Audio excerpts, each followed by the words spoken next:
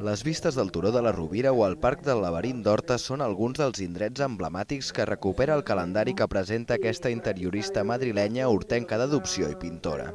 Buscamos fotos antiguas, buscamos el sentimiento de Horta, no tanto los rincones y espacios que podemos ver el día a día, sino cómo fue aquella Horta cuando empezó a repoblarse, cuando se tiraron las murallas de Barcelona y la gente empezó a venir a vivir aquí. L'any passat va fer un primer calendari amb espais emblemàtics. Aquest ha volgut anar una mica més enllà i recrear-los tal com eren en el passat. Las técnicas de hoy en día te permiten, donde no hay un carro, ponerlo con Photoshop más o menos en perspectiva, utilizar todos los medios a mi alcance para poder conseguir esa imagen que yo quiero. I no quedarà aquí la cosa. S'està documentant per explicar la història del barri a través de la pintura. Una exposición cuando tenga toda esa información y esas pinturas hechas y reflejarlo en un libro donde puedas ojear esa història. En té experiència. Explica que va fer una iniciativa semblant amb el poble dels seus avis materns. A Horta no hi té lligams familiars tan forts. Va arribar-hi fa una dècada, però s'hi ha sentit integrada des del primer moment. Te sentías acogido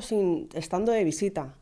Y dices, ¿cómo será si estando de visita me siento implicado en el barrio, viviendo en el propio barrio? La centrifugadora aquí.